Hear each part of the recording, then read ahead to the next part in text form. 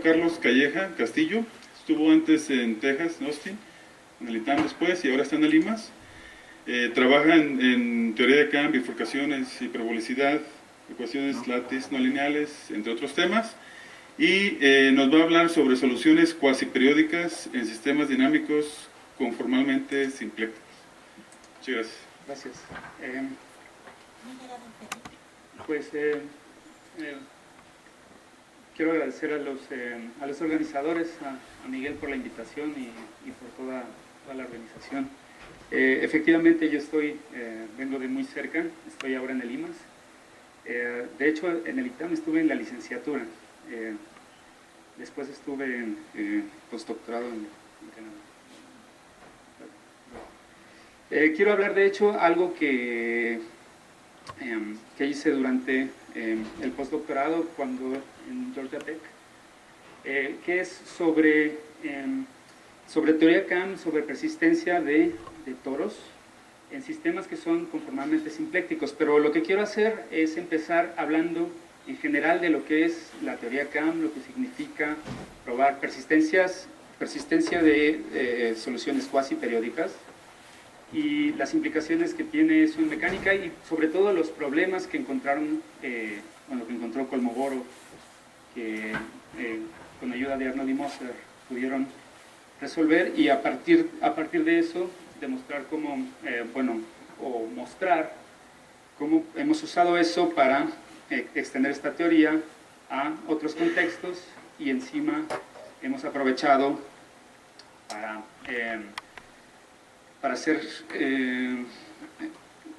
hacer una teoría práctica que también tiene implicaciones para sistemas, nosotros pensamos para sistemas reales y también desde el punto de vista numérico.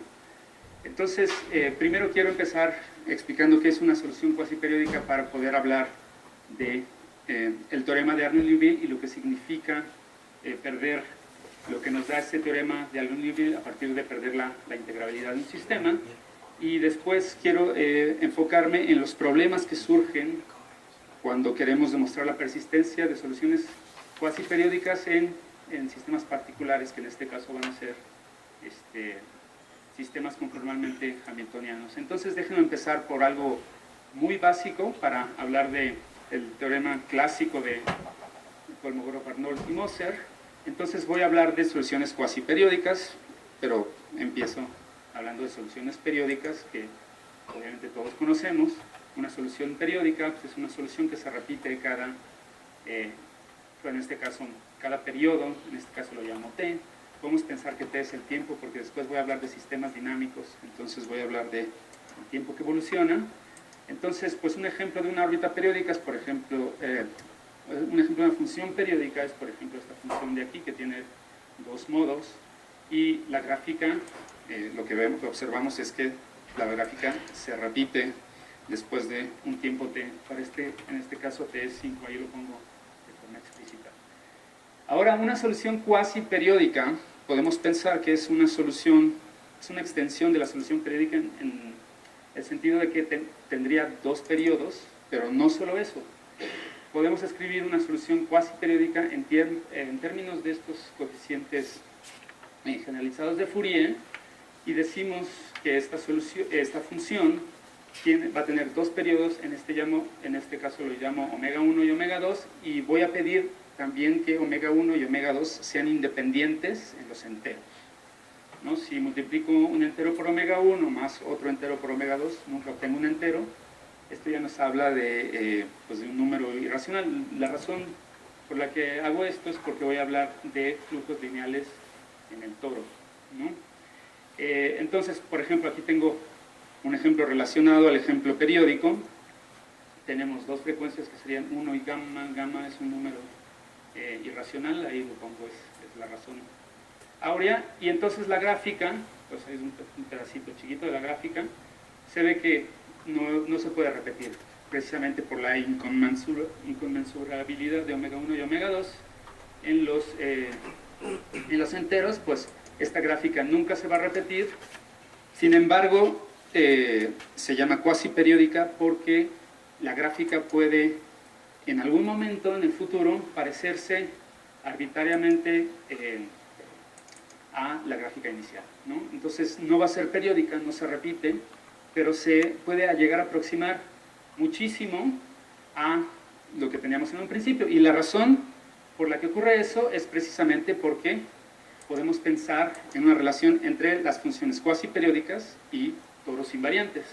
De hecho, si yo tomo mi definición de función cuasi periódica, puedo fácilmente construir una función del toro en Rm, donde la función cuasi periódica está en Rm, simplemente sustituyendo omega 1t y omega 2t por dos variables en el toro, dos variables en el círculo, cada una está en el círculo, ¿no? Entonces tenemos la imagen del toro bajo esta función relacionada con la función cuasi periódica. En ese caso, lo que va a ser la trayectoria omega 1t, omega 2t es precisamente un flujo lineal sobre el toro, ¿no? De los que hablaba Ferran el día de ayer. Entonces, como omega 1 y omega 2 son independientes en los enteros, entonces esperamos que esta trayectoria va a ser densa sobre la superficie de un toro. Entonces, y esto ya está relacionado con el teorema de Arnold-Liouville, pero primero vamos a ver un ejemplo muy sencillo. El ejemplo muy sencillo es este ejemplo que estaba poniendo ahí, que solo tiene dos modos de Fourier, y entonces lo que tengo ahí pues, es una gráfica del toro a R, ¿no? Entonces, si fijo quién es la trayectoria, este flujo lineal en el toro, pues obviamente pues, va a ser una trayectoria que va a ir llenando, bueno, aquí solo puse unos 10 periodos, pero si continuara estos periodos, esto terminaría llenando densamente el toro, y entonces podemos hablar de que llena densamente el toro. Entonces, la cerradura de una trayectoria, de estas trayectorias lineales, son efectivamente toros invariantes si pensamos que estas son soluciones de sistemas dinámicos. Y entonces, teoría Kamm es precisamente la persistencia de estas soluciones cuasi periódicas de sistemas dinámicos que están relacionadas obviamente con toros invariantes. Aquí es donde entra la relación con el teorema de Arnold-Liouville. Hay una definición del caso discreto, pero primero déjenme hablar de lo que dice el teorema Kamm clásico. Bueno, pues la historia del teorema Kamm clásico es precisamente empezando por el hecho de que en el contexto de Arnold-Liouville nos dice que el espacio-fase está foliado por toros invariantes de distintas frecuencias, y lo que proponía Kolmogorov en su charla plenaria de la Conferencia Internacional de Matemáticos en 1954 era un método para demostrar que si incluimos una pequeña perturbación a este sistema integrable, los toros van a persistir, pero sobreviven estos toros que tienen frecuencias que son suficientemente irracionales. Y esto tiene que ver con el hecho de independencia de las, por ejemplo, si fueran toros dos dimensionales, de las dos frecuencias en los enteros. Entonces, de lo que quiero hablar ahora es, una de las cosas es qué quiere decir suficientemente irracional y para qué se usa cuando estamos probando persistencia de toros invariantes. Bueno, en el 54 Kolmogorov propuso un método para demostrar la persistencia, pero no dio la prueba completa. La prueba completa vino después, primero por Moser en el 62, en un caso particular de mapeos simplécticos, y después la prueba clásica de Arnold en el 63, donde ya estaban todos los detalles de las ideas que Kolmogorov había propuesto unos años antes. Entonces, yo sí quería hablar del caso discreto. Voy a motivar el caso discreto a partir de este dibujo. Hay una relación entre los flujos de campos hamiltonianos y ciertos y mapeos, iteraciones de funciones. Y una forma muy fácil de obtener iteraciones de funciones es a partir de lo que se llama una sección de Poincaré. Si yo tengo, por ejemplo, si este fuera un toro en el espacio-fase, lo único que tengo es que pasar una superficie que intersecte al toro transversalmente, y puedo definir la iteración de un mapeo. Sobre esa superficie el toro se va a ver precisamente de esta forma, es como un círculo invariante. O sea, si estoy identificando los extremos. Entonces, una órbita cuasi periódica va a ser, y la iteración de un mapeo, que es, si quiero que el toro sea invariante, va a ser invariante bajo la gráfica de esta función, y la órbita, pues está por las cuestiones del teorema de Denjoin, la órbita de Denjoin va a ser una trayectoria densa sobre la gráfica de este círculo, ¿no? Entonces estamos hablando de invarianza y de cuasi periodicidad. Obviamente el número de rotación, que en este caso sería la tasa de avance de cada punto, va a estar dado en términos de la razón entre omega 1 y omega 2 del toro original. Entonces, déjenme hablar del teorema CAM en un contexto muy particular, que es lo que hemos estado trabajando. Bueno, empezamos a trabajar con Alessandra Celetti y Rafael de la Llave por cuestiones de el interés de Alessandra Celetti en modelos de mecánica celeste con fricciones pequeñas. Entonces voy a introducir el contexto de sistemas conformalmente hamiltonianos en términos de, bueno, con un ejemplo de mecánica celeste, muy sencillo.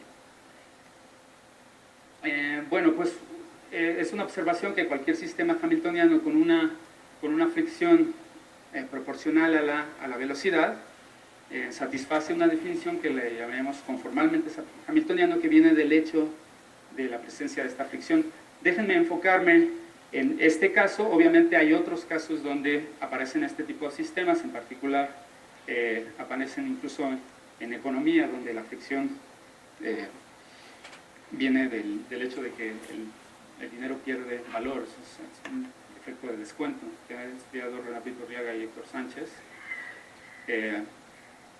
Bueno, pero déjenme introducir los sistemas conformalmente simplécticos desde el punto de vista geométrico. Empiezo con una forma simpléctica, en una variedad simpléctica.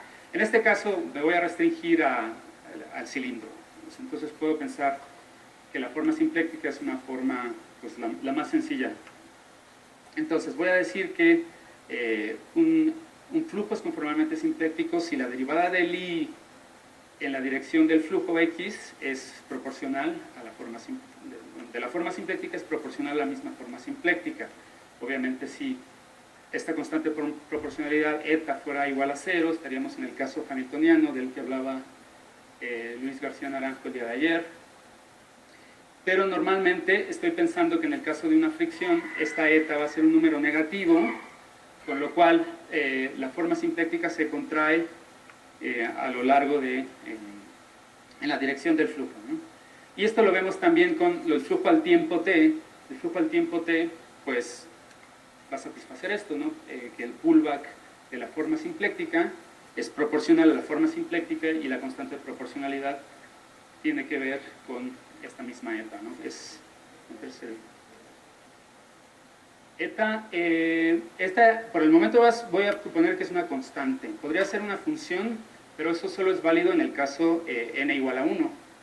Entonces, por el momento voy a asumir que es una constante. Podría ser una función en el caso, bueno, dos-dimensional, por ejemplo, el cilindro dos-dimensional. Pero déjenme... ¿sí? Sí. Sí, es lo que... Bueno, tiene que ser un tipo particular de fricción. Estoy asumiendo que la fricción es proporcional a la velocidad. Tiene que ir en esa dirección, sí.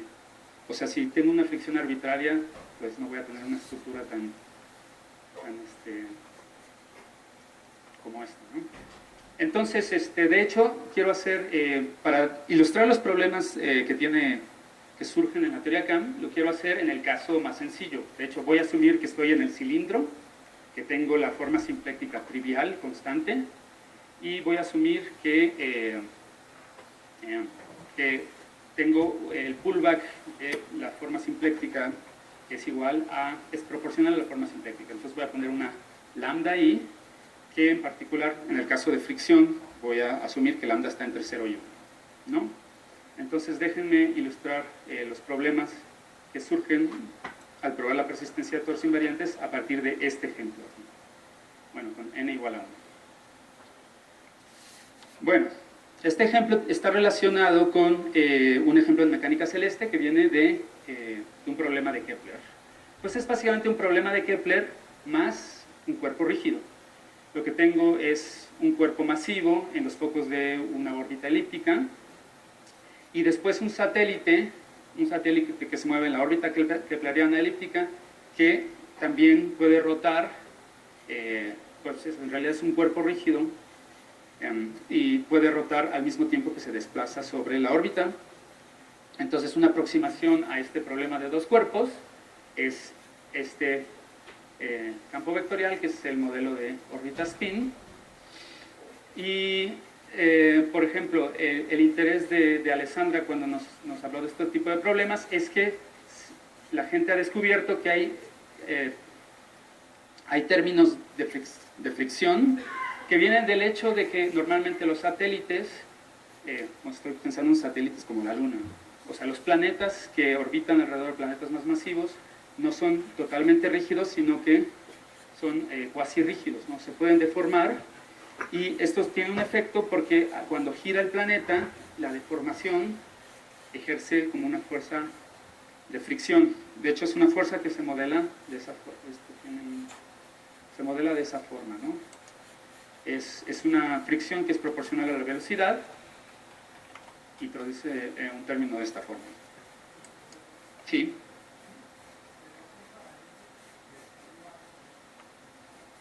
Sí. F es una función del tiempo, sí. Bueno, F es el ángulo, se llama la anomalía verdadera, y es una función del tiempo, te dice dónde está el satélite a lo largo de la órbita. Entonces sí, justamente es una función del tiempo que es cercana a la identidad, ¿no? Pero también todo eso sale de resolver las ecuaciones de Kepler, es una consecuencia de las ecuaciones de Kepler. Entonces, es claro que tenemos dos frecuencias en este tipo de problema. Aquí está mi problema. Una frecuencia puede ser la anomalía verdadera, que dice dónde está el satélite a lo largo de la órbita, y ahora una segunda frecuencia que es precisamente la orientación del satélite conforme se va desplazando, ¿no? Entonces, pues tengo aquí dos ángulos, los puedo llamar F y X, pero por el momento déjenme llamar estos dos ángulos, por ejemplo, θ1 y θ2. Algo que se me olvidó comentar es que esta epsilon aquí, que va a ser mi parámetro de perturbación, tiene que ver con los momentos de inercia del cuerpo rígido S. Entonces, si S es un cuerpo que en el plano de la ecléctica es totalmente circular, epsilon sería igual a 0, y perturbar sería justamente mover los ejes los momentos de inercia, ¿no?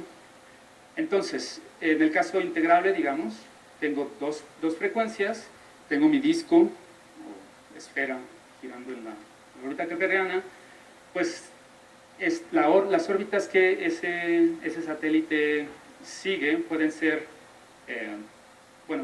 son flujos lineales sobre el toro, y dependiendo de omega, la razón entre θ1 y θ2, esto puede ser órbitas periódicas, como es el caso de la Luna, que siempre muestra la misma cara hacia la Tierra. Sería una órbita periódica donde omega 1 es igual a omega 2, pero también podría ser este número irracional. Entonces tendría un flujo denso, un flujo lineal denso sobre el todo, ¿no?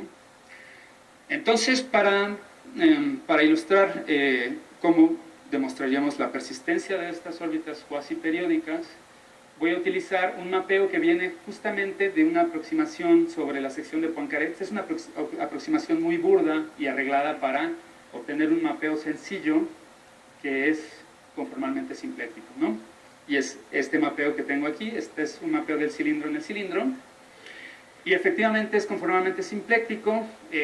La tasa de contracción de la órbita, de la forma simpléctica es lambda, pero también tengo el caso simpléctico si asumo que esta lambda es igual a 1, entonces preservo la forma simpléctica. Y de hecho, el caso cuando lambda es igual a 1 y no es igual a 0 es un caso que se estudió bastante, que es el mapeo estándar, que es un mapeo simpléctico muy sencillo que presenta persistencia de órbitas cuasi periódicas. Pero entonces, primero déjenme enfocarme en el caso disipativo, cuando lambda es un número entre 0 y 1. ¿Y qué quiere decir? ¿Qué quiere decir en este caso una órbita cuasi periódica? Pues déjenme empezar del caso integrable, cuando epsilon es igual a 0, que es equivalente en nuestro problema de mecánica celeste a los momentos de inercia iguales sobre la ecléctica. Pues en ese caso, mi caso integrable va a ser pues el plano fase va a ser de este estilo, ¿no? Es decir, tengo un círculo invariante con frecuencia omega, que tiene que ver con los parámetros del mapeo estándar disipativo, y todas las trayectorias que están sobre el cilindro se contraen uniformemente a este círculo invariante. Entonces, este sería el equivalente a mi caso integrable en este sistema conformemente simpléctico, y obviamente, si omega es un número racional que depende de los parámetros del sistema, entonces voy a tener una órbita, que este círculo invariante tiene puras órbitas periódicas, pero si este número es irracional, entonces lo que voy a tener es una órbita densa. Estoy en el contexto de una órbita cuasi periódica. Entonces, ¿cómo demostrar la persistencia de esta órbita cuasi periódica a partir de un teorema Camp? Lo que vamos a hacer es usar ideas de Rafael de la Llave, Villanueva, Alejandra González y Ángel Jorba, donde se busca una parametrización de este círculo invariante. Entonces voy a decir que K parametriza esta órbita cuasi periódica. Esta sería como la función que presentaba al principio, que contiene la órbita cuasi periódica. Y voy a empezar con un omega que es un número irracional, para que la órbita sea densa sobre la gráfica de K. Entonces le voy a pedir que esta K satisfaga una ecuación de invarianza. Tengo una ecuación de invarianza.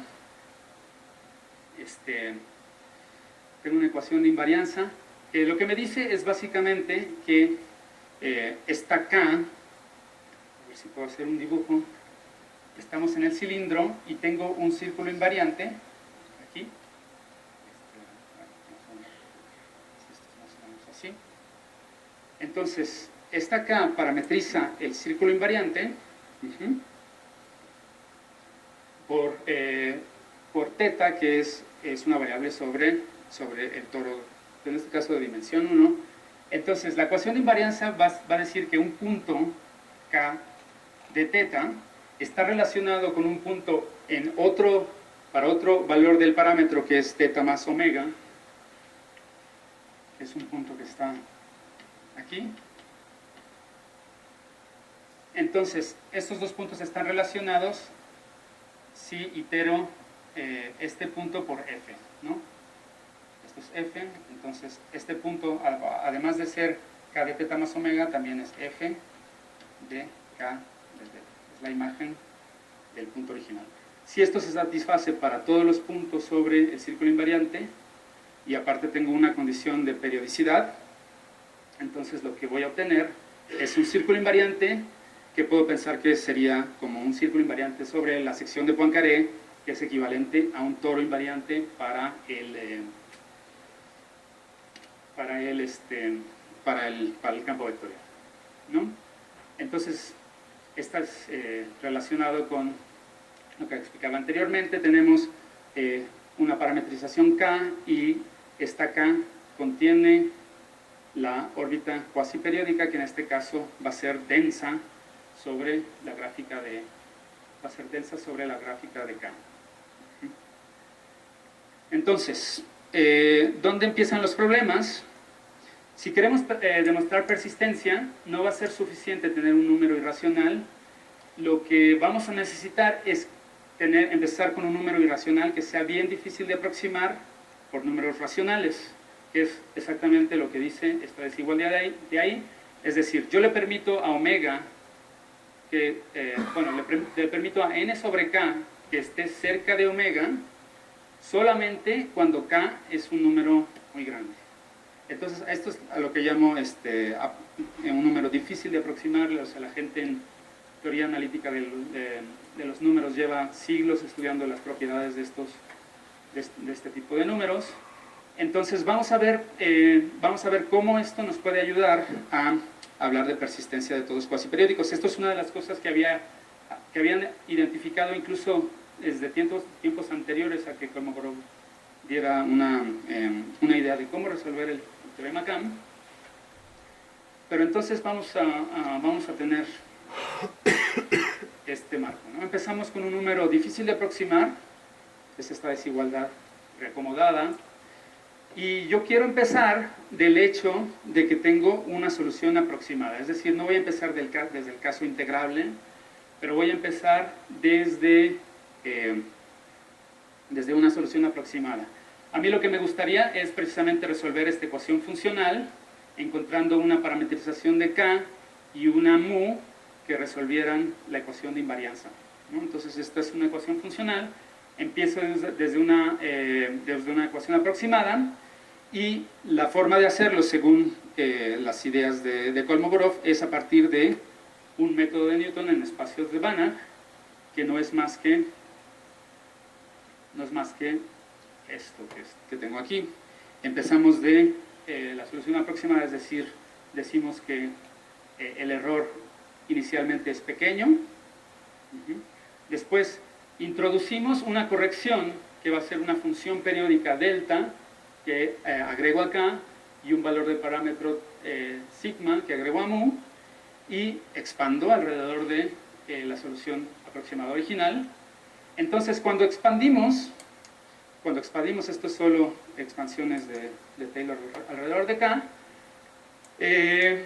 la estrategia del método de Newton, o como lo llamo aquí, método de Nash-Moser, en honor a John Nash y a Jürgen Moser, es matar los términos hasta orden lineal para hacer que el nuevo error, que va a ser el error de esta función evaluada en los nuevos valores del parámetro, sea proporcional a algo que es cuadrático con respecto al error. Entonces, lo que tengo que hacer es que esos términos azules sean lo más, me gustaría que fueran iguales a 0, porque en ese caso tendría algo que es de orden de delta y sigma, que resultan ser del orden del error. Bueno, entonces matar esos términos azules es equivalente a escribir las ecuaciones de Newton. Lo que tengo aquí son ecuaciones lineales en términos de delta y de sigma. Entonces, si pudiéramos resolver estas ecuaciones de Newton, entonces podríamos echar a andar nuestro método de Nash-Moser en espacios de Banach, y solo tendríamos que demostrar que nos lleva con un proceso convergente, es decir, encontramos delta y sigma que resuelven la ecuación de Newton, agregamos delta y sigma a la parametrización original, el valor del parámetro original, y obtendríamos algo que es del orden del cuadrado del error. Si el error era pequeño originalmente, el cuadrado va a ser mucho más pequeño, y entonces tendríamos esperanzas de tener un método iterativo convergente. Ahora, el problema es que justamente esta ecuación de Newton, que es lineal y parece sencilla, es muy difícil de resolver, porque tiene un montón de problemas. El primer problema es que esta ecuación involucra este operador, que es un operador en diferencia, con coeficientes que no son constantes, ¿no? Este coeficiente no es una constante, depende de K, de la solución aproximada. Y el segundo problema es que justamente el espectro de este operador se aproxima arbitrariamente cerca del 0. Entonces, estos son dos problemas que se presentaban en el plan original de Kolmogorov, cuando intentaba la persistencia en sistemas hamiltonianos, y son sistemas que están presentes en este problema. Bueno, entonces, ¿cómo lidiar con esto? Pues,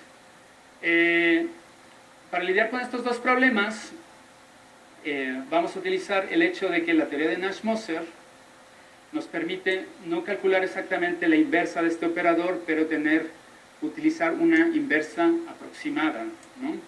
Entonces, esta inversa aproximada la vamos a construir a partir de la geometría, y la inversa aproximada va a ser, la vamos a usar para reducir precisamente este coeficiente a una cosa que sea tan buena